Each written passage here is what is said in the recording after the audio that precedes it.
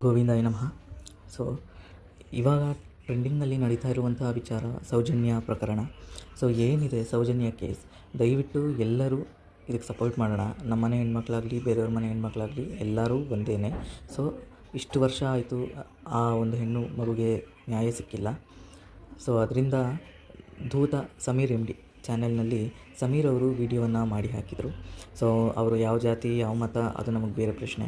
So ಯಾರೂ ಅದ್ರ ಬಗ್ಗೆ ಮಾತಾಡಿಲ್ಲ, ಅವರು ಅದ್ರ ಬಗ್ಗೆ ಮಾತಾಡಿದ್ರು. ಅವ್ರ ಜಾತಿ ಮತ ಕಟ್ಕೊಂಡು ನಮಗೇನಾಗಬೇಕಾಗಿಲ್ಲ. ಆದರೆ ಸೌಜನ್ಯ ವಿಚಾರವನ್ನು ಇವಾಗ ತೆಗ್ದಿದ್ದಾರೆ. ಮತ್ತು ಕೇಸ್ ರಿಓಪನ್ ಆಗಿದೆಯೋ ಅಥವಾ ಇದೆಯೋ ನಮಗೂ ಅದ್ರ ಬಗ್ಗೆ ಗೊತ್ತಿಲ್ಲ.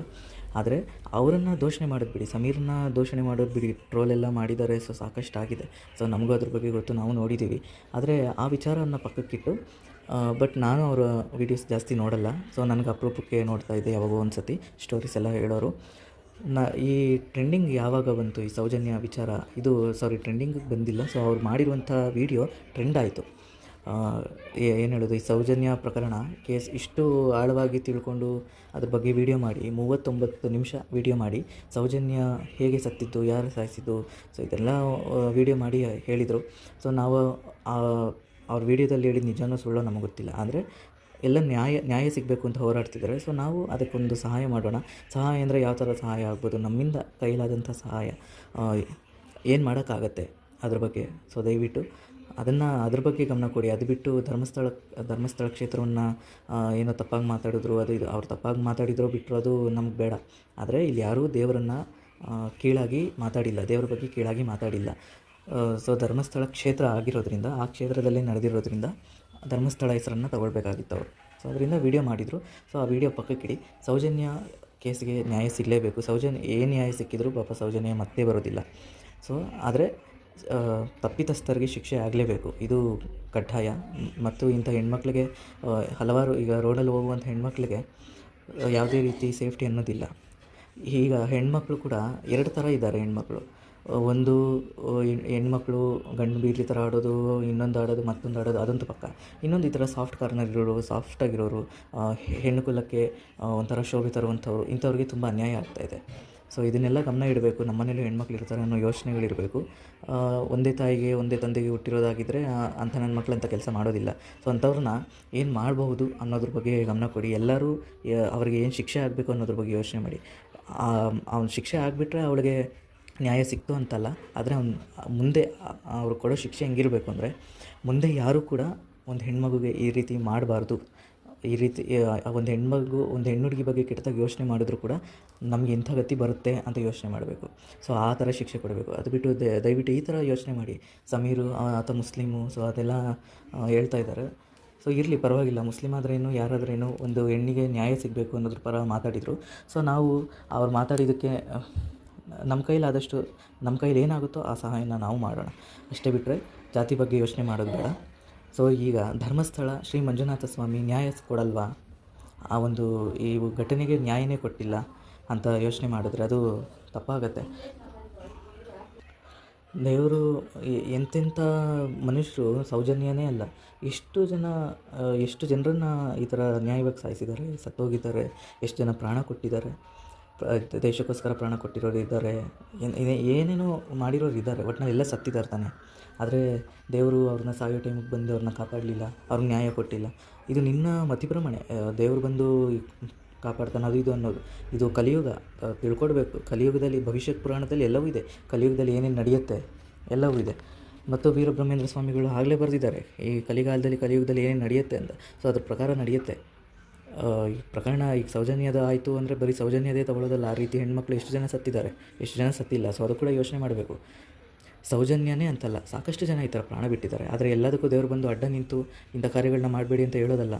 ಮನುಷ್ಯನ ಸೃಷ್ಟಿ ಮಾಡಿದ್ದಾನೆ, ಅವನಿಗೊಂದು ಕಾರ್ಯ ಕೊಟ್ಟಿದ್ದಾನೆ ದೇವರು. ಆದರೆ ಆ ಕಾರ್ಯನ ಬಿಟ್ಟು ನಾವು ಮೂಜು ಮಸ್ತಿ ಅಂತ ತಿರ್ಕೊಂಡು ನಮ್ಮದೇ ಏನೋ ಒಂದು ಸಂಸಾರನೋ ಏನೋ ಒಂದು ಕಟ್ಕೊಂಡು ಜೀವನ ಮಾಡ್ಕೊಂಡಿದ್ರೆ ಇದೆಲ್ಲ ಜೀವನ. ಈ ಥರ ಬದುಕ್ತಾ ಇರೋದಲ್ಲ ಜೀವನ. ದೇವರು ತೋರಿಸಿರೋ ಜೀವನ ಬೇರೆ, ಒಳ್ಳೆ ದಾರಿ ಬೇರೆ, ದೇವರು ತೋರಿಸಿರುವಂಥ ಜೀವನ ಬೇರೆ, ದೇವರು ಹೇಳಿರುವಂಥ ನಿಯಮಗಳು ಬೇರೆ, ಎಲ್ಲವೂ ಬೇರೆ ಬೇರೆ ಇದೆ. ನಮ್ಮ ಉಪನಿಷತ್ತುಗಳಾಗಲಿ ವೇದಗಳಲ್ಲಾಗಲಿ ಎಲ್ಲವನ್ನ ತೆಗೆದು ನೋಡಿದ್ರೆ ಎಲ್ಲವನ್ನ ಅರ್ಥವಾಗುತ್ತೆ. ಸೊ ಯಾಕೆ ಈ ಮನುಷ್ಯ ಈ ರೀತಿ ಆಡ್ತಾ ಇದ್ದಾನೆ ಅಂದರೆ ಯಾವುದ್ರ ಬಗ್ಗೆನೂ ಜ್ಞಾನ ಇಲ್ಲ ಮನುಷ್ಯನಿಗೆ. ಫಸ್ಟ್ ಆಫ್ ಆಲ್ ಅವ್ನು ಮನುಷ್ಯ ಅನ್ನೋದೇ ಮರೆತು ಬಿಟ್ಟಿದ್ದಾನೆ. ಅವನು ಈ ಥರ ತಪ್ಪು ಮಾಡಿದ್ರೆ ಬಿಡು, ನಾವು ದುಡ್ಡಿದ್ರೆ ಸಾಕು, ನಾನು ಎಂಥ ತಪ್ಪು ಮಾಡಿದ್ರು ನಾನು ಮುಚ್ಚಾಕೊಳ್ಬೋದು ಅನ್ನೋ ಸ್ಥಿತಿಲಿ ಇವಾಗ ಮನುಷ್ಯ ಇದ್ದಾನೆ. ಈಗ ದುಡ್ಡಿದ್ದು ಬಿಟ್ಟರೆ ಸಾಕು, ಅವ್ನು ಮಾಡೋದೆಲ್ಲ ಸರಿ. ಸೊ ಅಂಥ ಮನುಷ್ಯರು ತುಂಬ ಇದ್ದಾರೆ. ಸೊ ಅದಕ್ಕೆ ದೇವರು ನೀನು ನೀನು ನಿನ್ನ ಕ್ಷೇತ್ರದಲ್ಲಿ ನಾನಿದ್ದೀನಿ, ನಿನ್ನ ಕ್ಷೇತ್ರದಲ್ಲಿ ಇರೋದು ನನಗೆ ಒಳ್ಳೆಯದೇ ಆಗಲಿಲ್ಲ, ನೀನು ಕೆಟ್ಟದ್ದು ಮಾಡ್ತಾಯಿದ್ದೀಯ, ದೇವ್ರ ಮೇಲೆ ದೂಷಣೆ ಮಾಡೋದಲ್ಲ. ವೇದಗಳಲ್ಲೂ ಹೇಳ್ತಾರೆ, ಯಾವ ಭಗವದ್ಗೀತೆಯಲ್ಲೇ ಹೇಳ್ತಾರೆ, ನೀನು ಏನೇ ತಪ್ಪಾದರೂ ಏನೇ ಇದಾದರೂ ದೇವರಿಗೆ ದೋಷಣೆ ಮಾಡೋದಲ್ಲ. ನಿನ್ನ ಕರ್ಮಫಲ, ನೀನು ಭೂಮಿ ಮೇಲೆ ಬದುಕಿದ್ದೀಯ ಅಂದಮೇಲೆ ಆ ಕರ್ಮಫಲ ಅನುಭವಿಸ್ಲೇಬೇಕು. ಒಳ್ಳೆಯದಾಗಲಿ ಕೆಟ್ಟದಾಗಲಿ ಅದು ಅನುಭವಿಸ್ಲೇಬೇಕು. ನೀನು ಮಾಡಿದ ಪೂರ್ವಜನ್ಮದ ಕರ್ಮಫಲ. ಕರ್ಮ ಅಂದರೆ ಕೆಟ್ಟದಂತಲ್ಲ, ಕರ್ಮ ಅಂದರೆ 2 ಥರ ಇರುತ್ತೆ, ಒಳ್ಳೆಯ ಕರ್ಮ, ಕೆಟ್ಟ ಕರ್ಮ. ಕರ್ಮ ಅಂದರೆ ಇದು ಸಂಸ್ಕೃತ ಪದ, ಅದಕ್ಕೆ ಕಾರ್ಯ ಅಂತ ಅರ್ಥ. ಕರ್ಮ ಅಂದರೆ ಕಾರ್ಯ ಅಂತ. ಸೊ ಒಳ್ಳೆಯ ಕಾರ್ಯ ಆಗಿರ್ಬೋದು, ಕೆಟ್ಟ ಕಾರ್ಯ ಆಗಿರ್ಬೋದು, ಸೊ ಎರಡನ್ನೂ ಹಿಂಬಾಲಿಸ್ತಾನೆ ಇರುತ್ತೆ. ಸೊ ಈಗ ಅವ್ರಿಗೆ ಈ ರೀತಿ ಅನ್ಯಾಯ ಆಯಿತು, ಆ ಹುಡುಗಿ ಕರ್ಮಫಲ ಅಂತಲ್ಲ, ಆ ಹುಡುಗಿ ಬಲಿಯಾಗಬೇಕಾಗಿತ್ತು, ಸೊ ಬಲಿಯಾಯಿತು, ಅವ್ನಿಗೇನು ಶಿಕ್ಷೆ ಕೊಡಬೇಕು ಅದ್ರ ಬಗ್ಗೆ ಯೋಚನೆ ಮಾಡಿ.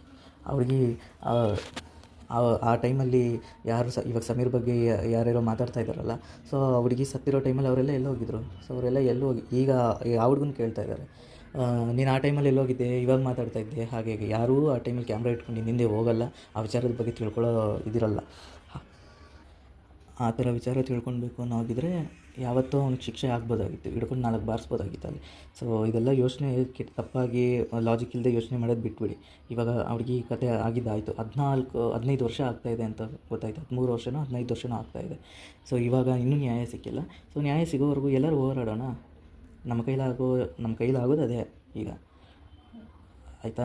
ಯಾರೂ ಏನೂ ಮಾಡೋಕ್ಕಾಗಲ್ಲ, ನ್ಯಾಯ ಕೊಡಿಸ್ಬೇಕಷ್ಟೇ. ಸೊ ಅದನ್ನು ಬಿಟ್ಟು ಅದ್ರ ಬಗ್ಗೆ ಮಾತಾಡೋದು ಬಿಟ್ಟು ಬೇರೆ ಏನೇನೋ ಅವನ ಜಾತಿ ಮತ ಅವರ ಮತ ಏನೇ ಮಾಡಿರ್ಬೋದು, ನಮ್ಗೆ ಏನೇ ಕೆಟ್ಟದ್ದು ಮಾಡಿರ್ಬೋದು, ಸೊ ಅದನ್ನೆಲ್ಲ ಮರೆಯೋದಂತಲ್ಲ. ಈಗ ಪ್ರೆಸೆಂಟ್ ಅವನೇನು ಮಾತಾಡಿದ್ದಾನೆ ಅದ್ರ ಬಗ್ಗೆ ಎಲ್ಲ ಸ್ಟ್ಯಾಂಡ್ ತಗೊಳ್ಳಿ. ಅದು ಬಿಟ್ಟು ಬೇರೆ ಮಾತಾಡೋದು ಮನುಷ್ಯತ್ವ ಕುಲಕ್ಕೆ ಅವಮಾನ.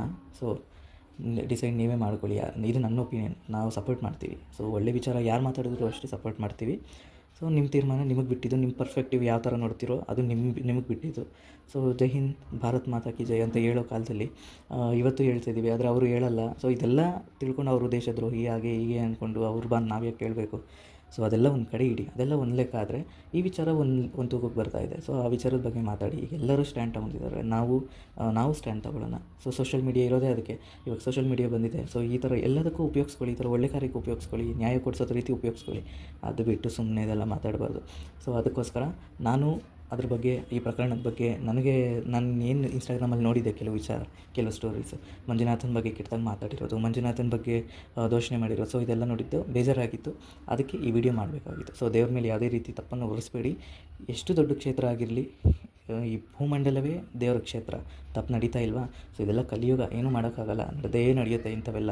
ಕಲಿಯುಗ ಅಂತ್ಯವಾಗೋ ಸಮಯದಲ್ಲಿ ಇನ್ನೂ ಘೋರವಾಗಿ ನಡೆಯುತ್ತೆ. ಈಗ ನಾವು ಇದಕ್ಕೆ ಈಗ ತಿಳ್ಕೊಂಡ್ರೆ ಹೇಗೆ? ಸೊ ಭವಿಷ್ಯತ್ ಪುರಾಣ ತೆಗೆದು ನೋಡಿ, ಈಗಿರೋ ಭವಿಷ್ಯತ್ ಪುರಾಣ ಅಲ್ಲ, ಆಗಿರೋ ಭವಿಷ್ಯತ್ ಪುರಾಣ ತೆಗೆದು ನೋಡಿ. ಸೊ ಎಲ್ಲವೂ ಅರ್ಥ ಸಿಗುತ್ತೆ. ಅಷ್ಟೇ ನಾನು ಹೇಳಬಲ್ಲೆ, ಇನ್ನೇನು ಹೇಳೋಕ್ಕಾಗಲ್ಲ. ಸೊ ದೇವ್ರ ಮೇಲಂತೂ ತಪ್ಪು ಹೊರಿಸ್ಬೇಡಿ. ದೇವ್ರಿಗೂ ಇದಕ್ಕೆ ಯಾವುದೇ ರೀತಿ ಸಂಬಂಧ ಇಲ್ಲ. ಬುದ್ಧಿ ಅಂತ ಕೊಟ್ಟಿರ್ತಾನೆ, ಅದು ಒಳ್ಳೆ ದಾರಿಲಿ ಕರ್ಕೊಂಡು ಹೋಗೋದು, ಕೆಟ್ಟ ದಾರಿ ತಗೊಂಡೋಗೋದು ನಮ್ಮ ಕೈಯಲ್ಲಿದೆ. ಸೊ ಅದನ್ನು ನಾವು ಅರ್ಥ ಮಾಡ್ಕೊಳ್ಬೇಕಷ್ಟೆ. ಸೊ ಈ ವಿಚಾರದ ಬಗ್ಗೆ ಮಾತಾಡಬೇಕಾಗಿತ್ತು. ಸೊ ತುಂಬ ಮಾತಾಡೋದಕ್ಕೆ ಏನೂ ಇಲ್ಲ. ಸೊ ಇಷ್ಟೇ, ಯಾರು ದೇವ್ರ ಮೇಲೆ ತಪ್ಪು ತಿಳ್ಕೊಬೇಡಿ ಅಷ್ಟೇ. ಎಲ್ಲರಿಗೂ ಒಂದು ಅವಗಾಹನೆ ಬರಲಿ ಅಂತ ವಿಡಿಯೋ ಮಾಡ್ತಾಯಿದ್ದೀನಿ.